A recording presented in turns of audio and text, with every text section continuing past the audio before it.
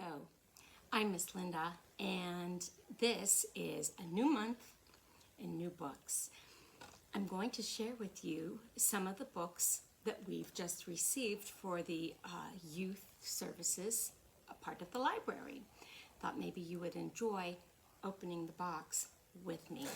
Now, the only thing I literally have done was opened the box. Now, this is just one of our many deliveries that we get, but I wanted to share some with you. And of course, I open to my my statement of what is in there, my packing list, and it is literally all in this big plastic bag. This is really what I go through when I open them. And once I get them opened, lots of scissors, I go through on my packing list. I'm not going to do that right now, but I go through, I check them all to make sure that they're all in, and then we begin the process of getting them ready for you. So, you know, it takes some time because we have to send them up to be cataloged, get their stickers or labels and everything. But let's see some of the books that will be coming out for you to check out. All right. Okay. Oh, and you know what? I love new books. Every time I get new books here, I feel like it's Christmas, even though I'm the one ordering them. I love getting them. Hold on to your music. That's our first one, a picture book, The Inspiring True Story of the Children of Willesden Lane. An inspiring true story of hope, resilience, and the power of music. Let's see. Oh, another picture book called Time for Kenny, Brian Pinkney. This one was Mona Golubeck. Brian Pinkney is actually the son of Jerry Pinkney, and extremely talented illustrators that I've met, and really talented. Okay, this one, Time for Kenny. Kenny is busy and happy and loved. His granddaddy is waiting. Will Kenny be dressed in time for the bus? Etc., etc. A fun picture book. Let's see. I did get a new series, and let me take a look. And these are going to be probably in our in-between. So it's not quite a thick chapter book, but it's not a picture book either. So you have chapters, but they're not too difficult. And then you might find some drawings, sketches, pictures. This one is called, let me see if there's another one on here too, the series. Nope, that's not it. It's called SOS, Society of Substitutes. This first one is called the Zoo Switcheroo, and this one is called The Escape. And these are by Alan Katz. It looks like Harper was the publisher. So a new series. Let's see.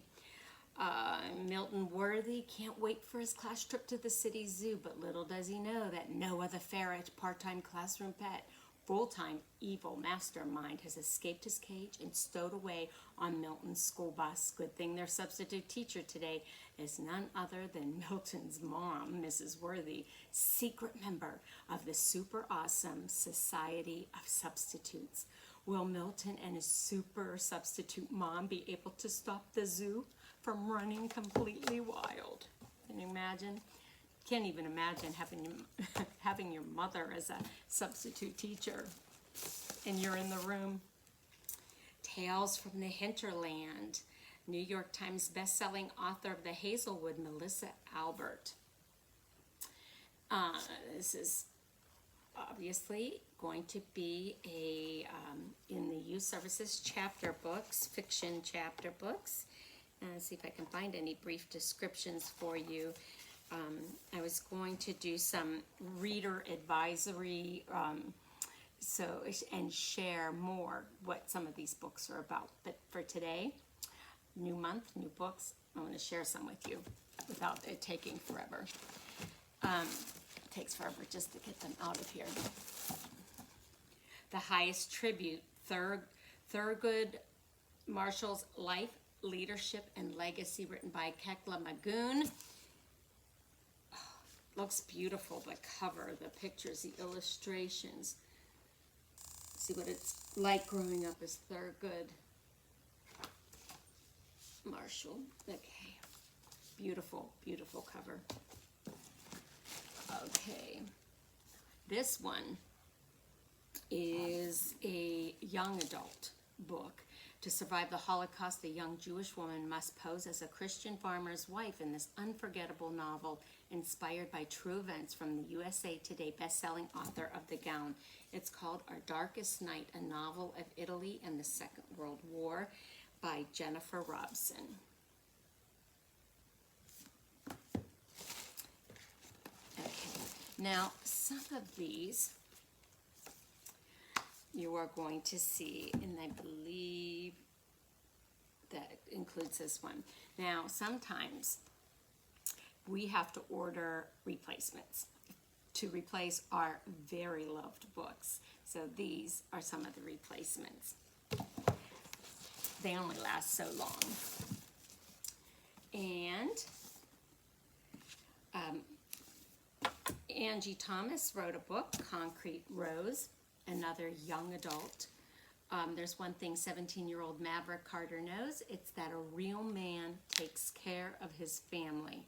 As the son of a former gang legend, Mav, I guess is his nickname, does that the only way he knows how, dealing for the King Lords.